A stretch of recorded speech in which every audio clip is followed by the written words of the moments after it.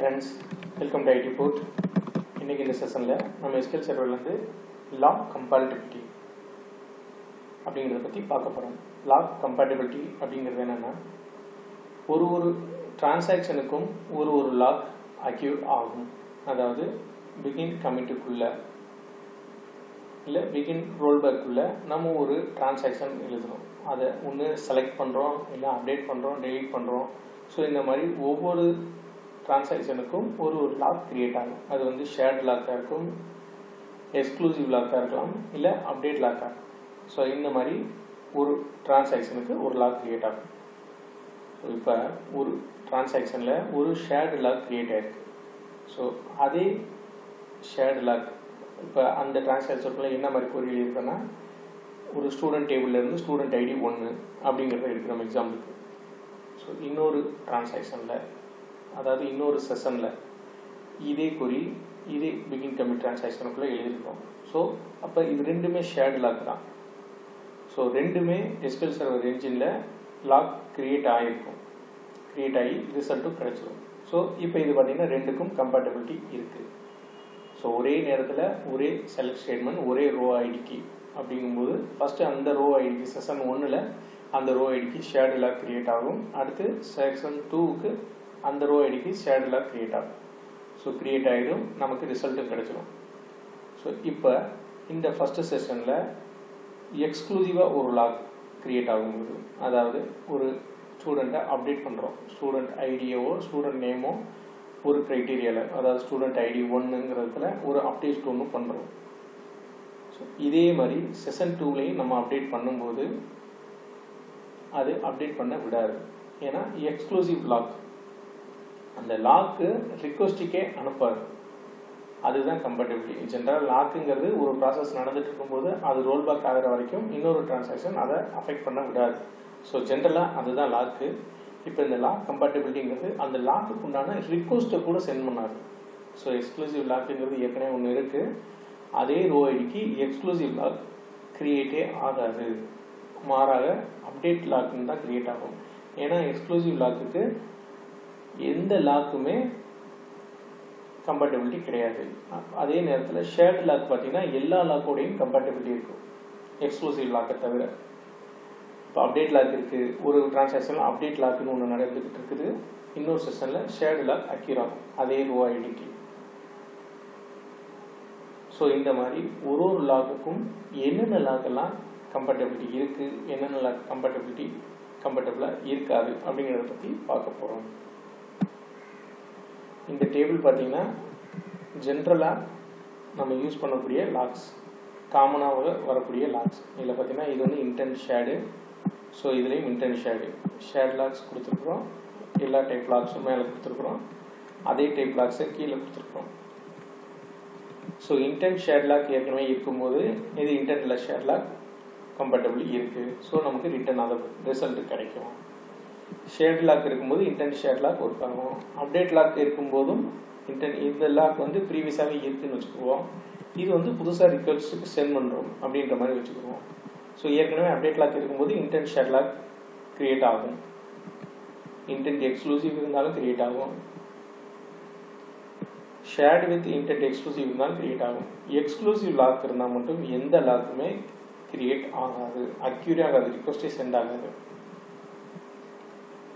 So அதே மாதிரி shared lock, intent shared lock வந்து எல்லாத்துலேயுமே கிரியேட் ஆகும் எக்ஸப்ட் எக்ஸ்க்ளூசிவ் லாக். அதே மாதிரி தான் ஷேர்டு லாக்கும் சரி intent shared lock update lock create ஆகும். அப்டேட் லாக்குங்கிறது அப்டேட் லாக் இருக்கும்போது ஷேர்டு லாக் கிரியேட் ஆகும், மற்றது எதுவும் கிரியேட் ஆகாது. ஸோ இந்த மாதிரி ஒரு லாக்குக்கும் இந்த லாக் கூட தான் கம்பேட்டபிலிட்டி இருக்கு, இந்த லாக் கூட கம்பேட்டபிலிட்டி இல்லை அப்படிங்கிற மாதிரி இருக்கு. ஸோ நம்ம இப்போ சிம்பிளான சில எக்ஸாம்பிள் மட்டும் பார்ப்போம். இது வந்து பார்த்தீங்கன்னா என்னென்ன லாக் இருக்கு அப்படிங்கிறதுக்காக எழுதுன ஒரு குறி.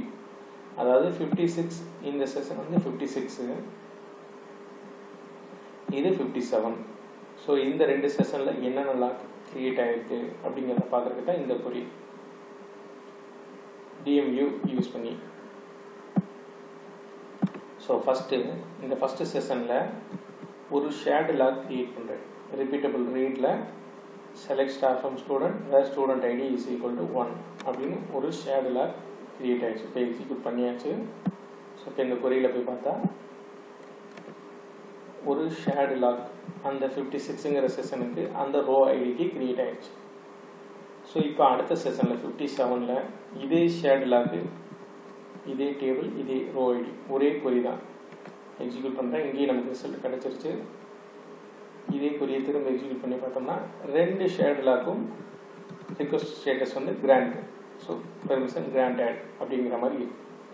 ஸோ கம்பேட்டபிலிட்டி இருக்கு இந்த ஷேர்டு லாக்கு. ஓகே, இப்போ இந்த செகண்ட் செஷனில் இருக்கக்கூடிய டிரான்சாக்ஷனை ரோல் பேக் பண்ணிட்டு திரும்ப இங்கே எக்ஸ்க்ளூசிவாக ஒரு ஸ்டேட்மெண்ட் எக்ஸிக்யூட் பண்ண போகிறோம்.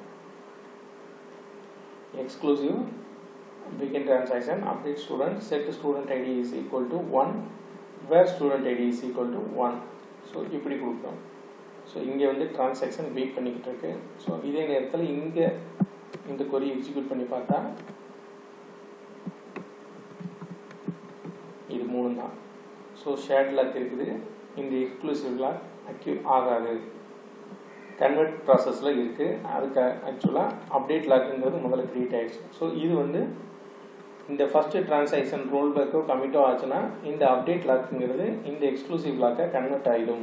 அதுதான் இந்த update granted and exclusive to be convert. So இந்த மாதிரி நமக்கு லாக்கு க்ரியேட் ஆகிருக்கும். ஸோ இப்போ இதிலிருந்து ஷேர்டு லாக்கும் எக்ஸ்க்ளூசிவ் லாக்கும் கம்பேட்டபிலிட்டி கிடையாது. ஏன்னா ஒரே நேரத்தில் அக்யூர் ஆகலை, பெர்மிஷன் கிராண்ட் ஆகலை. இந்த எக்ஸ்க்ளூசிவ் லாக்கை ரோல் பேக் பண்ணுறேன். பிரேக் பண்ணிவிட்டு திரும்ப ரோல் பேக் டிரான்சாக்ஷன் கொடுத்துறேன். ஸோ ஷேர்டு லாக் வந்து ஷேர்டு லாக்குக்கு கம்பேட்டபிலிட்டி இருந்துச்சு, எக்ஸ்க்ளூசிவ் லாக்குக்கு இல்லை. ஸோ இப்போ இதே மாதிரி ஃபஸ்ட்டு டிரான்சாக்ஷனில் இருக்கிறதையும் ரோல் பேக் பண்ணிவிட்டேன். இப்போ ஃபஸ்ட்டு டிரான்சாக்ஷனில் ஒரு அப்டேட் லாக் ஒன்று க்ரியேட் பண்ணுறேன். அப்டேட் லாக் ரிப்பீட்டபிள் ரீட்டில் தான் அதே கொரி ப்ளஸ் இந்த ஹிண்ட் யூஸ் பண்ணிக்க வித் யூபிடி லாக் அப்படின்றது க்ரியேட் பண்ணியிருக்கேன். ஸோ இப்போ இந்த கொரியில் பார்த்தோம்னா இங்கே நமக்கு அந்த ரோ ஐடி, அதாவது 56 செஷனில் அந்த பர்டிகுலர் ஸ்டூடெண்ட் ஐடி 1க்கு அப்டேட் லாக் க்ரியேட் ஆகிடுச்சு. ஸோ இப்போது இந்த செஷனில் அப்டேட் லாக்கோட இங்கே ஒரு ஷேர்டு லாக் ஒன்று ஓப்பன் பண்ண போகிறேன். ஸோ அப்டேட் லாக்கு ஷேர்டு லாக்கோட கம்பேட்டபிலிட்டி இருக்குது. ஸோ இப்போ இந்த கொரி எக்ஸிக்யூட் பண்ணுறேன், ரிசல்ட் கிடச்சிருச்சு. இப்போ டோட்டல் லாக்ஸ் பார்த்தோன்னா அப்டேட் ப்ளஸ் ஷேர்டு லாக், இது 56ல் அப்டேட்டு, 57ல் ஷேர்டு லாக்கும் granted. So request status grant அப்படின்ற மாதிரி வந்துருச்சு. ஸோ அப்டேட் லாக்கு ஷேர்டு லாக்கோட கம்பேட்டபிலிட்டி இருக்குது. ஸோ இப்போ இந்த 57 செஷனில் இருந்த அந்த ஷேர்டு லாக்குனான ட்ரான்சாக்ஷன் ரோல் பேக் பண்ணிவிட்டு 57ல் ஒரு எக்ஸ்க்ளூசிவ் லாக் ஒன்று க்ரியேட் பண்ணுறோம். ஸோ இது வெயிட் பண்ணும். இப்போ அந்த லாக்கோட ஸ்டேட்டஸ் பார்த்தோன்னா 56ல் கிராண்ட் ஆகிடுச்சு, 57ல் வெயிட் பண்ணுது. ஸோ அப்டேட் லாக்காக தான் இருக்குது. ஸோ அப்டேட் லாக் ரெண்டுமே கம்பேட்டபிலிட்டி கிடையாது. எக்ஸலில் பார்த்தோம்னா ரெண்டுமே அப்டேட் லாக் இருக்கும்போது நோ, ஸோ பெர்மிஷன் கிடையாது. ஸோ ஒன்று வந்து வெயிட் பண்ண தான் செய்யும். எப்போ அது ஃபஸ்ட்டு ஒன்று ரோல் பேக்கோ கமிட் ஆகுதோ அப்போ தான் இது வந்து அக்யூர் ஆகும் அப்டேட் லாக்கு. ஸோ இதுதான் அப்டேட் லாக் உண்டான கம்பேட்டபிலிட்டி. ஸோ அந்த செகண்ட் செஷனில் இருந்ததை ரோல் பேக் பண்ணிட்டேன். ஃபஸ்ட்டு செஷனில் இருந்த அப்டேட் லாக்கையும் ரோல் பேக் பண்ணிட்டேன். ஸோ இப்போ ஃபஸ்ட்டு செஷன் 56ல் எக்ஸ்க்ளூசிவாக ஒரு லாக் ஒன்று அக்யூட் பண்ண போகிறேன். அதாவது update student ID is equal to 1 where student ID is equal to 1. So இப்போ பார்த்தீங்கன்னா இந்த கொரியில் எக்ஸ்க்ளூசிவாக அந்த ரோ ஐடிக்கு ஒரே ஒரு லாக்கு க்ரியேட் ஆகிடும். மற்றது எல்லாமே பேஜ் ஐடிக்கும் அந்த டேபிளுக்கும் இன்டென்ட் எக்ஸ்க்ளூசிவ். ஸோ இப்போ எக்ஸ்க்ளூசிவ் லாக் க்ரியேட் ஆகிருக்கும்போது வேறு எந்த லாக்குமே கம்பேட்டபிலிட்டி கிடையாது. ஸோ இங்கே ஷேர்டு லாக்குக்கே செக் பண்ணி பார்த்தாலும் ஷேர்டு லாக் வெயிட்டில் தான் இருக்கும். ஏன்னா அது எக்ஸ்க்ளூசிவாக அங்கே அக்யூர் ஆகிருக்கு. ஸோ ஷேர்டு லாக்குங்கிறது எல்லா லாக்கோடையும் கம்பேட்டபிலிட்டி இருக்குது எக்ஸப்ட் எக்ஸ்க்ளூசிவ் லாக். இந்த இடத்துல எக்ஸ்க்ளூசிவ் லாக்குங்கிறது எதோடையுமே கம்பேட்டபிலிட்டி கிடையாது. எக்ஸ்க்ளூசிவாக அது அதோட டிரான்சாக்ஷன் மட்டும்தான் பார்க்க முடியும். அந்த டிரான்சாக்ஷன் கம்ப்ளீட் ஆகிற வரைக்கும், அதாவது அந்த லாக் ரிலீஸ் ஆகிற வரைக்கும் வேறு எந்த ஒரு லாக்கும் அங்கே அக்யூர் ஆகாது. அந்த டேட்டாவையும் அக்சஸ் பண்ண முடியாது. No permission for that. எப்போ அந்த லாக் ரிலீஸ் ஆகுதோ அப்போ மட்டும்தான் வேறு டிரான்சாக்ஷன் அதை இன்னொரு லாக் அக்யூர் பண்ண முடியும். ஸோ இதுதான் லாக் கம்பேட்டபிலிட்டி. ஒரு லாக்கும் ஒரு சில லாக்கோட தான் கம்பேட்டபிலிட்டி இருக்குது, மற்றது சுத்தமாக லாக்கு கம்பேட்டபிலிட்டி கிடையாது. ஸோ இதுதான் லாக் கம்பேட்டபிலிட்டி இன் SQL Server. ஸோ இந்த டாபிக் உங்களுக்கு ரொம்ப யூஸ்ஃபுல்லாக இருக்கும்னு நினைக்கிறேன். இந்த செஷன் பிடிச்சிருந்தா லைக் பண்ணுங்கள், உங்கள் ஃப்ரெண்ட்ஸுக்கு ஷேர் பண்ணுங்கள், மறக்காமல் சேனலை சப்ஸ்கிரைப் பண்ணுங்கள். Thank you friends.